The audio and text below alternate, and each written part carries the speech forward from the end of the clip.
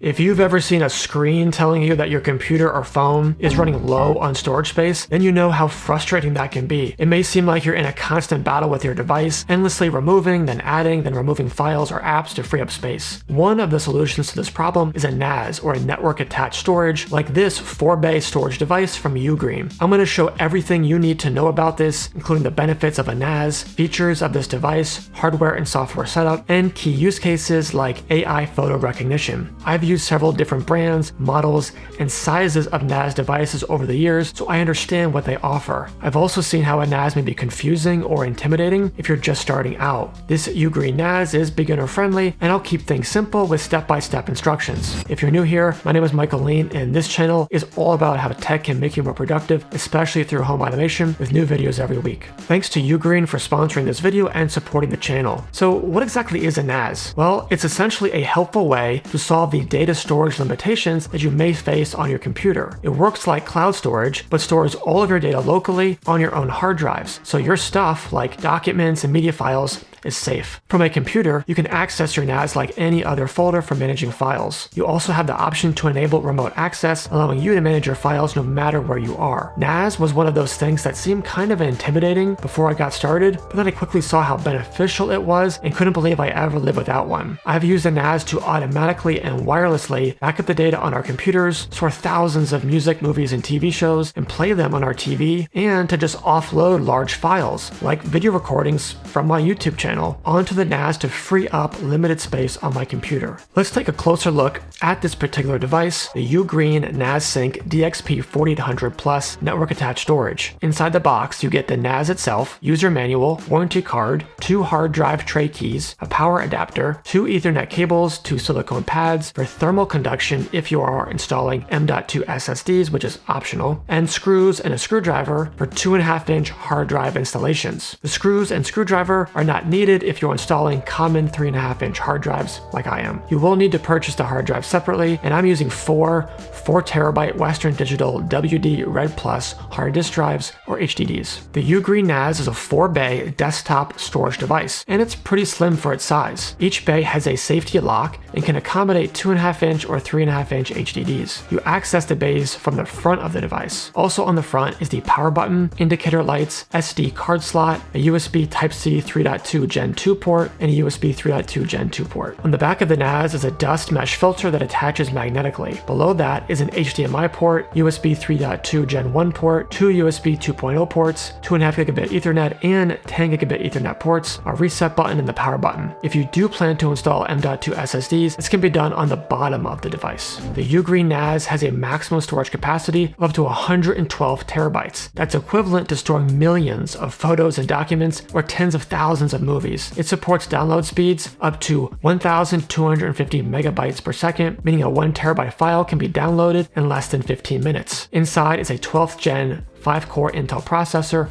for handling multitasking. Alright, let's get this NAS set up. Thankfully, it's super easy to do, even for beginners. To set up the NAS, you'll begin by opening the hard drive trays and installing the hard drives. Do not yet plug the NAS into power or Ethernet. Use the provided key to unlock the hard drive trays if needed. Mine were already unlocked. Press the buckle at the bottom to pop the handle out, and then pull out the tray. Press the marked buckle on the tray to pull the clamp arm, creating space to insert the hard drive. I'm going to focus on how to do this with 3.5-inch hard drives. When you place the hard drive on the tray, make sure the 4 fastening pins, 2 on each side, align with the screw holes on the drive, and that the hard drive pins face down and out on the back. Then push the clamp arm to secure the drive and insert the loaded drive tray into the empty drive bay and lock it. I repeated this 4 times, once for each of the 4 bays. Once you realize how to do the first one, it takes just a few seconds for the rest. Once the hard drives are installed, connect an Ethernet cable between the NAS and a LAN port on your router. I plugged mine into a 24-port switch that's connected to my router. You can use either the LAN 1 or LAN 2 ports on the back of the NAS. Then, connect the power supply to the NAS and press the power button on the front of the device to turn it on. With your NAS powered on, visit the URL find.ugnas.com from a computer that's on the same LAN as the NAS. This page will automatically search for the NAS, and it found mine right away. Once found, I clicked connect. Once connected, you will start the initialization process. Give your NAS a name system and create an admin account, username, and password, which you will use to manage the device. Then you have the option to register a UGREEN cloud account so you can access your NAS remotely. To do this, you'll provide an email address, enter the verification code sent to that email, and create a password. Then you can choose your preferred system, update settings. It will then take up to 20 minutes to configure the NAS, though it was about 5 minutes for me. At this point, you can now access the online user interface for managing the device. The first thing you'll want to do is to create a storage volume, which you'll be prompted to do. Simply click Create and select your RAID type. Since I have 4 HDDs, I selected RAID 5. Without getting into all the nuances of different RAID configurations, RAID 5 essentially means that my storage volume will be the size of 3 of my 4 drives. Each of my drives is 4 terabytes, so that means I'll have up to 12 terabytes of available storage space, though in reality it's always a bit less. The 4th drive will be used for recovery, protecting against single disk failures. Once you choose your RAID configuration, select the hard disks to be included. You'll see the available capacity on the next screen, which was just over 11 terabytes in my case. Once you finish, you'll see a warning that any data on the drives will be deleted. I'm using brand new drives, so that wasn't a concern for me. It'll ask for your password to confirm that you want to format the drives. Then it will begin creating the storage volume. Keep in mind that this process takes a while, about 8 hours in my case, but it all happens in the background. You don't have to be active on the computer managing anything. You can just check back from time to time to see when it's done. Once the storage volume is complete, you can start uploading files. I was curious how long it would take to upload different file sizes. I decided to test uploading a 1.68 gigabyte video file and a 21 gigabyte folder to the NAS via a mounted shared folder and to Google Drive on the web. In both cases, it was faster to upload to the UGREEN NAS. The 1.68 gigabyte file took 26 seconds to upload to the NAS and 34 seconds to Google Drive. The 21 gigabyte folder took 5 minutes and 31 seconds to upload to the NAS and 6 minutes 35 seconds to Google Drive. You have several options when it comes to accessing your files. The UGREEN NAS supports web, iOS, Android, and TV access. Combined with local and remote access options, you can manage the files on your NAS from pretty much anywhere. In my typical workflow, recording and editing videos, I access the NAS through folders mounted to Finder on my Mac. But when I'm away from home or on the go, I can also access it using the web interface or the UGREEN NAS app for iOS. My preferred way is connecting to the NAS from Finder on my Mac, and I'll show you how to do this. To begin, you need to get the SMB path for your NAS, which is easy to do. Access your NAS from a web browser, open the control panel, click File Service, click to enable the SMB service, and click Apply.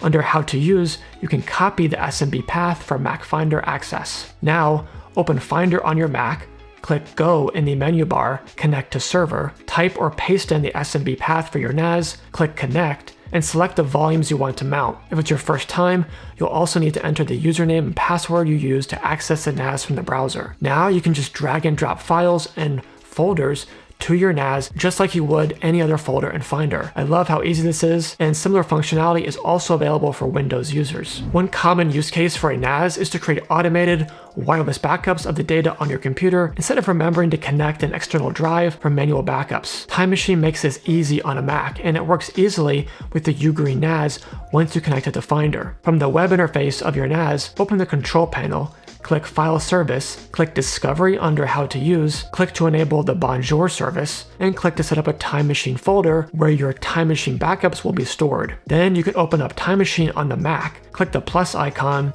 and select the UGREEN NAS that you connected to Finder. Another use case for a NAS is to store the tens of thousands of photos you've probably taken. This NAS has built-in AI for recognizing and classifying your photos. This allows you to search photos by entering keywords like pets and vehicles, so you can find what you're looking for faster. The AI model runs locally without an internet connection and will upload personal data to any online servers. To enable this, open the Photos app, click on the user image, choose Settings, click AI Settings, click to download Scene and Object Recognition, and/or Image Recognition.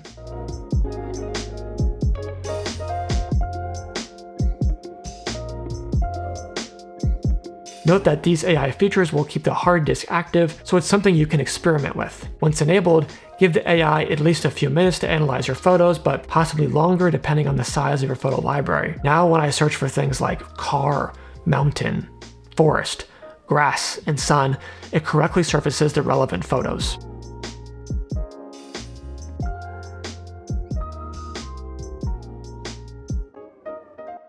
To get even more out of your NAS, you can install apps for productivity, entertainment, security, and more. For example, I use apps like Jellyfin to organize all of our music, movies, and TV shows with rich metadata like cover art, cast info, and more. I can then stream this media across any of my devices like TVs, mobile phones, tablets, and web browsers. There are also apps for more advanced users. You can use Docker for virtualization and container deployment, and you can even run Home Assistant in this way for your home automation platform. You can also use Docker on NAS as a network video recorder or NVR for managing your security camera recordings. This means you can view surveillance images in real time and playback stored content from anywhere. To keep your data safe, you can use the built-in security manager to configure your account protection, including two-factor authentication and firewall. There is a lot you can do with a 4-bay NAS, from computer backups to home entertainment to virtualization. The UGREEN NAS Sync DXP4800 Plus is one of the easiest NAS devices to get started with as a beginner without sacrificing storage or capabilities. It's normally $700, but you can get it for a limited 20% off. I'll leave a link in the description if you want to check it out. What are you using for network storage?